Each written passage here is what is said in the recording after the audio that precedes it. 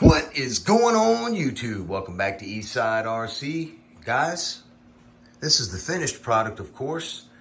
I'm going to take you guys over to the workbench and show you all how I did my very own high flow fuel setup. All right then, while waiting for my parts for my Taylor engine, remember how I told you guys I was going to use my clutch bolt that I cut down? Well, it's still too tall. So I ordered the correct clutch bolts to use with my Zenoah clutch carrier. And that's that. So what I want to share with you guys is my fuel tank setup. I like to do my own style fuel tank setup to some of my vehicles. And I am not a fan of the old Batwing fuel filter. It's just not very high flow.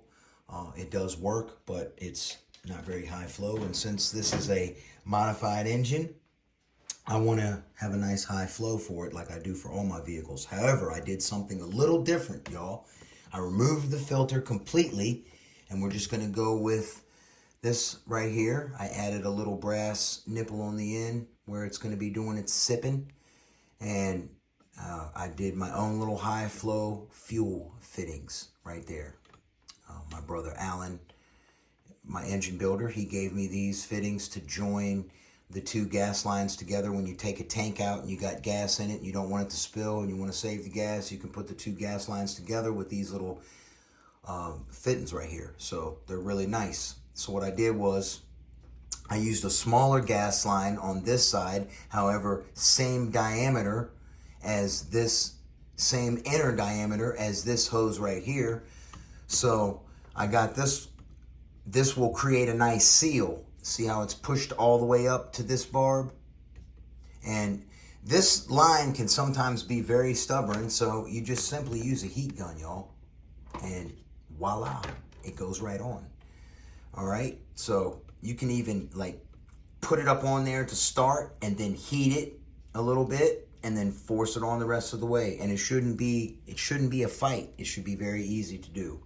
So, and then to get this back in the tank, I'll be using a little Team Associated grease around here and just plop that right back up in there. And if you note, see how the curvature of the line go down in here like this.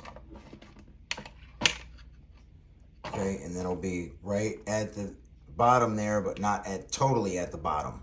And that little brass fitting will help keep it down in there. So what I do to help this go in a lot easier is you leave one of these out.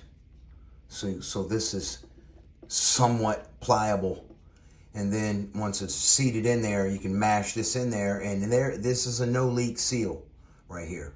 Forcing this fuel line in there like that, it's a no leak seal. It's how the MCD was. And then to add a filter, I used an AliExpress Weed Whacker type filter, which is a very high flow paper filter that will hold a nice amount of fuel because it's going to come down off the tank and it'll be sitting here like this. Okay, so that'll hold a nice amount of fuel. You turn your car upside down, you have a nice amount of fuel in there, keep it running. So that's just a really nice setup. I like it. And this took a little bit of heating and pressure to get up over there, but I got it, and I just zip tied it off for reassurance. Once this fuel line cools and grabs the barbs of this filter, it's not coming off. It becomes tight and right. So that's my little fuel design, my little fuel filter setup that I'm going to be doing for the MCD. And if you guys wonder how this comes out, how I got that out, because this is extremely stubborn, what I like to do is just fold it up and push it down in the tank and then pull it out. That way I don't tear anything, and I use a plastic tool to go down in there. So I think it's a soldering tool actually to hold stuff down while you're soldering. So, yep, that's that, y'all. All right. Y'all have a blessed one. I'll catch you on the next one. Eastside RC is out.